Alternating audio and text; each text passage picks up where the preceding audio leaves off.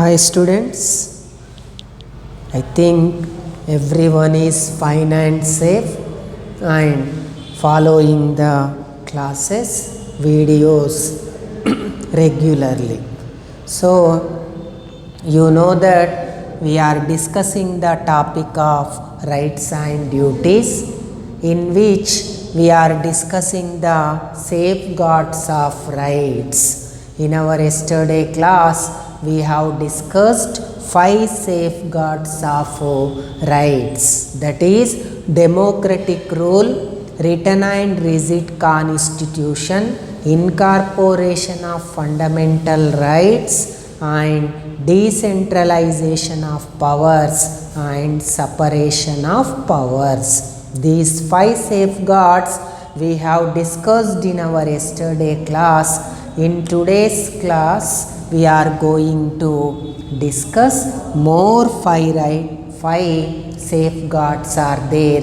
What are they? We will discuss in briefly. So, the first one is the rule of law. Basic meaning of rule of law is everyone is equal before law. That means even though from attender to Prime Minister, everyone is treated as equal before law, and every law is equally applicable. That means any one of the country made the same type of offense, the laws to be equally applicable. Even though he may be a prime minister or may be a attender or may be a normal individual person. In this way, here we are protecting the person, here we are protecting the laws. This is nothing but calling as the rule of law. Because of these two things, there is no chance of discrimination based on the region, religion, caste, language, so that all the rights of the people are protected or safeguarded some more extent.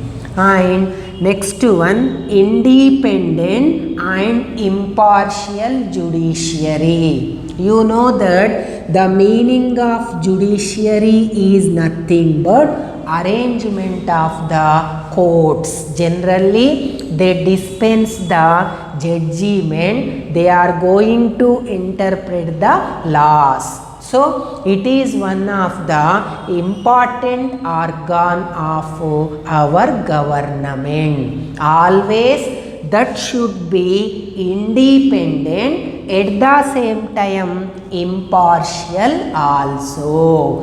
Independent means what? Not to give any chance to interfere in the activities of the judiciary. Whenever it is possessing the aspect of independent, it can deliver its judgments without any fear or favor. And the next aspect is impartial, not too partial. That is the meaning of impartial, opposite word to the partiality. So, the judiciary always possess the characteristic of impartiality. It may not give any type of preference, privileges, importance to any type of people.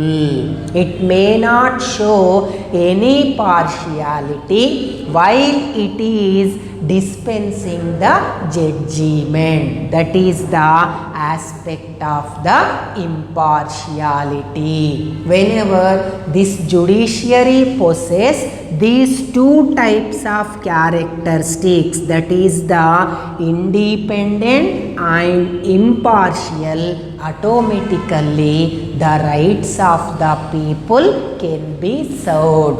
Whenever any problem in facing of the rights by an individual, he can directly approach the judiciary and he can restore his personal rights also. Whenever the judiciary behave in impartial manner, it is possible. Whenever judiciary is behave in independent manner, then it is possible. So it is also one of the important safeguards of the rights of the people. And the next one, independence of press. You know that press is nothing but calling as the media. You know that press is nothing but calling as the media. In generally, press plays an important role in the country. It is act as a bridge between the people as well as the government. As whatever the policies proposed by the government, they are disclosed by the press for the people. This is the one way aspect. At the same time, whatever the problems, whatever the opinions of the people to be expressed towards to the government, at the same time represented by the press towards to the government. In this way, press or media is acting as the bridge between government and people. It is going to disseminate the news. When such news are not culprit or not wrong, then there is a chance for the existence of the good governance in the country, so that people always enjoy the rights provided by the constitution of our country. So to serve its independence, to safeguard the independence of the press, the government never interfere in the activities of the press also. Neither it disturb the activities nor it is try to silence the activities of the press. At the time, whenever the government is not going to threaten or make the press silent, there is a chance for truthful news we are going to see, so that there is a chance for the existence of the rights of the people very well. And the next aspect is social and economic equalities. That means whenever there is existence of the social equalities and economic equalities, people can enjoy their rights for 100%. Here there is a quite difference is there in between the social equalities and economic equalities. Social equality means there is no inequality based on the existence of the social status. That is nothing but social equality. For example, casteism, communalism, regionalism, based on language.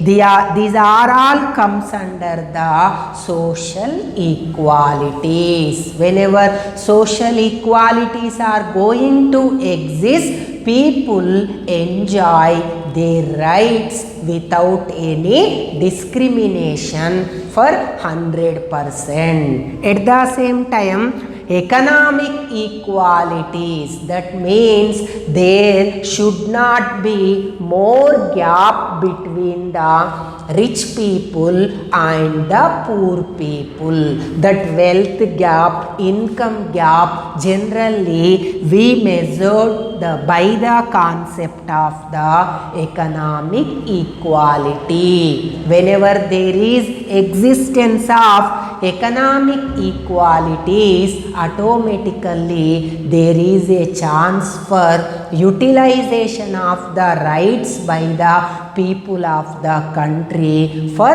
full existence, so that existence or prevailing of social and economic equalities are very important for the entertainment or utilization of the rights by the people. And next one, eternal vigilance. Eternal vigilance means long lasting vigilance. Vigilance means awareness. That vigilance never be stopped. That means the basic idea of this sentence is that people should always aware about the activities of the government. They should always aware, they should always observe the activities of the government, the laws of the government, the acts of the government, the activities of the government. Whenever the government is going to do something wrong, then the people should get such awareness and they try to check or stop the activities of the laws or government, so that whenever government is going to impose such kind of restrictions, implement such type of activities, it always observe the people. So there is a chance for stoppage of all these unwanted issues. So people always have the long lasting vigilance or eternal vigilance towards to the administration of the government. There shall be good political parties, strong opposition parties. They try to work for the strengthening of governmental activities. At such instances, there is no question before the rights of an individual. In this way, these are all, including what we discussed in our yesterday's videos class, all these topics or items generally safeguards the rights of the people. Moreover, all above things, eternal vigilance is one of the important aspect. As of a citizen, as of a student, as of a people of this country, we should always have an long lasting awareness or observance towards to governmental activities. So after completing this one more small concept is there, that is the human rights. What are human rights? Human rights are nothing but moral rights. They are the moral rights. Human rights are moral rights. They are morally important and basic for the human beings existence. For the human beings existence, they are basically important for the existence of the human beings. They are instinct in its nature. That means they are already there in the nature for the well-being of the people, for the welfare of the people. Human rights are very important. They provide self-respect to the people. They are not a new, they are not created. Even though some of those rights are artificial, but they are intrinsic in its nature. They are natural in its nature. They act as a shield. They protect the people, so that only they are called as, act as the shield to the human beings. So these human beings have some type of history. You know that some of the important historical events in our world, the basic events are the French Revolution. French Revolution contributed so many good things to the society. Blood Revolution, and like that Russian Revolution. These are the American Revolution. These are the major revolutions in our world as our historical incidents totally distributed so many ideal things for the well-being of the human beings. At the same time, human rights are also birth or originated from these revolutions only, like liberty, equality, fraternity and sovereignty. All are equal. Like these ideal things are the products of these revolutions only. And our UNO, United Nations Organization, also recognized and enforced these human rights from the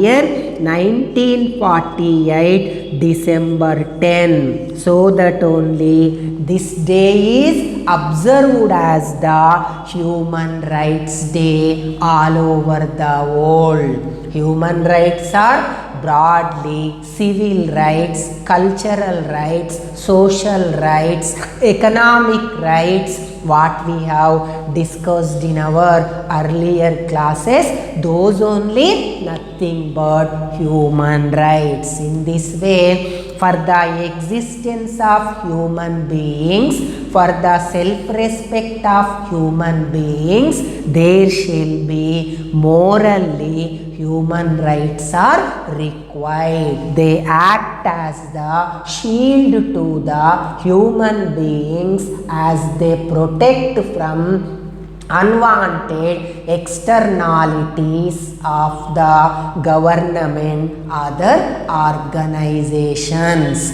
On par with, as of a member of the UNO, India is also following all these human rights.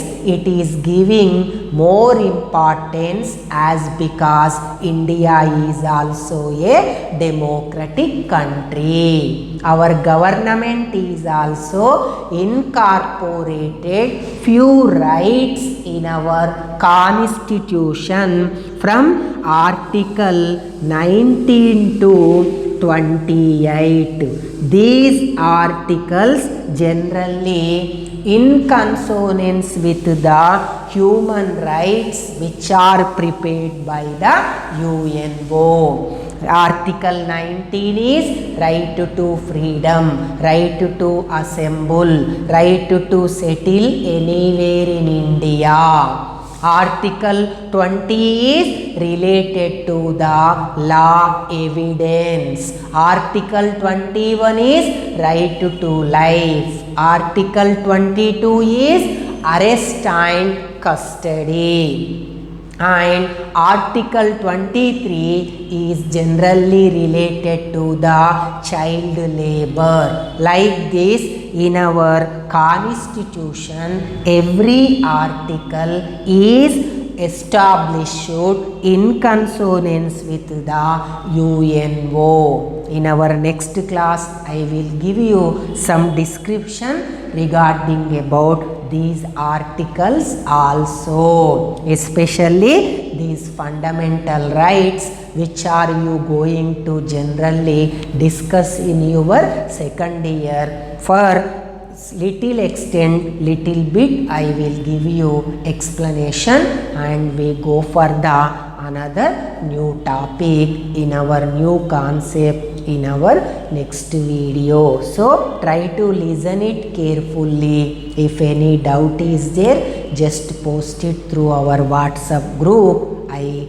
clarify your doubts also. Okay, thank you. Take care. Bye.